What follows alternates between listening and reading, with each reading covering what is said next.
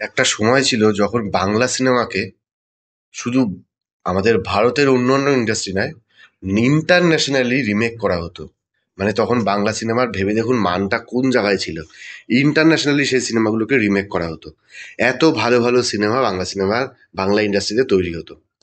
আর সেইখান থেকে আজকে পরিস্থিতি এই জায়গায় এসছে। সেখান থেকে প্রথম আসলো রিমেক শুরু হলো।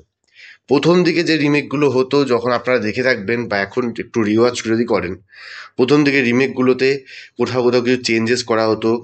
স্টোরি বা আমাদের এখানকার লোকাল এসেন্সটাকে মেনটেন করার জন্য জিনিসপত্র চেঞ্জ করা হতো। কিছু কিছু ডায়লগ চেঞ্জ করা হতো, জায়গা চেঞ্জ করা হতো, অনেক সিকোয়েন্স নতুন করে অ্যাড করা হতো, ড্রামা চেঞ্জ করা হতো। সেখান থেকে আস্তে আস্তে সেই রিমেকগুলোকে A to Z রিমেক করা শুরু হলো। পুরো যা যেমন আছে শুধু দেখে দেখে টুকে দেওয়া মানুষের। মানে এক একটা জায়গায় তো এরকমও আছে বহু সিনেমাতে, যে ওই অরিজিনাল সিনেমাটার যে শ্যুটটা বা যে সিনটা, সেই সিনটাকে কেটে এখানে বসিয়ে দেওয়া। এই রকমও বহু জায়গায় আছে। বা ওখানকার সঙ্গে ওখানকার গল্পকে রিমেক করে নিয়ে এসছে এখানে। ওখানকার কালচারালে যেটা আছে সেইটাকে এখানে ঢুকিয়ে দিয়েছে, যেটা আমাদের কালচারে নেই।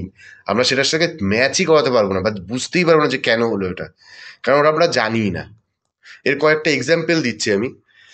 যারা বোঝে না সে বোঝে না দেখেছেন, বোঝে না সে বোঝে নাতে যে বাসের অ্যাক্সিডেন্টের সিনটা ছিল, যে মুখোমুখি বাসটা লাগে, সেই সিনটা অ্যাকচুয়ালি শ্যুট করা হয়নি, সেটা অরিজিনাল সিনেমা থেকে কেটে এখানে বসানো। অভিমান সিনেমাটাতে, জিতের অভিমান সিনেমাতে দেখানো হয় কি, পিসির মেয়েকে বিয়ে করে। আমাদের এখানে কখনো দেখেছেন কোথাও পিসির মেয়েকে বিয়ে করে? পিসির মেয়ে আমাদের এখানে বোন হয়। কিন্তু সাউথ ইন্ডাস্ট্রিতে এটা ওদের কালচারে আছে যে পিসির মেয়েকে মামাকে এদের বিয়ে করতে পারে, কিন্তু আমাদের এখানে নেই। সেটাকে যখন রিমেক করে এখানে নিয়ে এসছে, A to Z মেরে দিয়েছে। এর জন্য পিসির মেয়েকে বিয়ে করা আমাদের দেখিয়ে দিয়েছে। আমরা ওটা বুঝতেই পারিনি যেটা কি করে সম্ভব হয়। সেইগুলো এখানে চলেছে।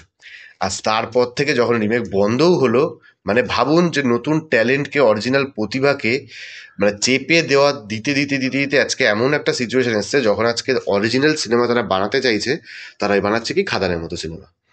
যে পুরো ফ্ল্যাট স্টোরি, পুরো সবাই জানে, একটা বাচ্চা বাচ্চাও জানে যে কি স্টোরিতে হতে পারে। তাই না কোনো টুইস্ট আছে, না কোনো টার্নস আছে, কিচ্ছু নেই, এই সিনেমা তৈরি হয়। তো কিন্তু সেই সিনেমাটা হিট করেছে, এখানে একটা জিনিস বোঝার আছে, যে মানুষ কিন্তু চাইছে বাংলা সিনেমাকে দেখতে, বাংলা সিনেমাকে সেলিব্রেট করতে, বাংলা সিনেমা থেকে ভালো সিনেমা পেতে। তার জন্য তারা এই খাদানের মতন একটা ফ্ল্যাট সিনেমাকেও হিট করে দিচ্ছে, এত বড় ব্লকবাস্টার করে দিচ্ছে।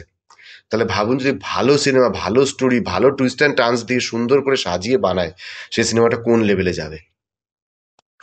এই টোকাটুকি।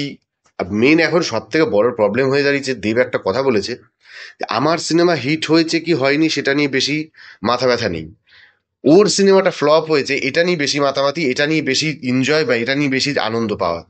তো এই যদি হয়, এত যদি হিংসা থাকে ইন্ডাস্ট্রির মধ্যে, নিজেদের মধ্যে, তাহলে ইন্ডাস্ট্রি কি করে এগোবে? কি ভালো সিনেমা তৈরি করবে? আর যে একজন ভালো সিনেমা বানাবে, তো পেছন থেকে আরো 10 জন মিলে সেটাকে টেনে ধরবে। তো এইভাবে তো হতে পারে না। নিজেদের জিনিসগুলোকে আগে পাল্টানো দরকার।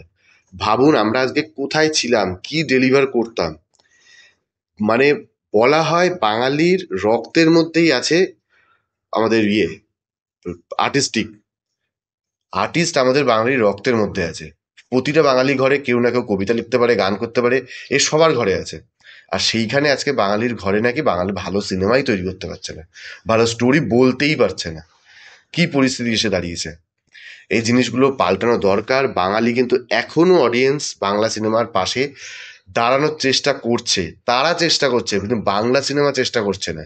তারা এখনো যদি পাল্টায়, পুরোনো দিন ফিরে আসতে পারে। যদি এরকমই চলতে থাকে, এইভাবেই চলতে থাকে, তাহলে কিন্তু ফিরে আসা সম্ভব না। নতুন জিনিসকে, নতুন ট্যালেন্টদেরকে আরো বেশি করে সুযোগ দেওয়া উচিত, সেগুলোকে পরখ করে দেখা উচিত। একই লোক, একই জিনিস একইভাবে চলতে থাকবে, নিজের টিম বানিয়ে সেই টিমকেই কন্টিনিউ কন্টিনিউ কন্টিনিউ করে কোনো লাভ নেই। কোনো দিনই এভাবে কোনো ভালো সিনেমা তৈরি হতে পারে না। সাউথ ইন্ডাস্ট্রিজ আজকে দেখে নিন, এত নতুন নতুন ডিরেক্টর আসছে, নতুন নতুন ডিরেক্টর এসে ভালো ভালো হিট দিচ্ছে। সেগুলো বড় মাস লেভেলে ব্লকবাস্টার না হলেও তারা সিনেমাগুলো ভালো বানাচ্ছে বলে আগামী দিনে গিয়ে আরো ভালো সিনেমা তারা তৈরি করতে পারছে, ভালো সিনেমা ডেলিভার করতে পারছে। কারণ তারা সেই চান্সটা পেয়েছে। সেই চান্সটা যদি তাদেরকে নাই দেওয়া হতো, তাহলে আজকে সেই ওই শঙ্কর, সুকুমার এদের হাত ধরেই যা সিনেমা আসতো ওই সিনেমা নিয়ে বসে থাকতে হতো। না কোনো নতুন ধরনের কোনো সিনেমা, না কোনো ধরনের গল্প, কোনো কিছুই আমরা পেতাম না।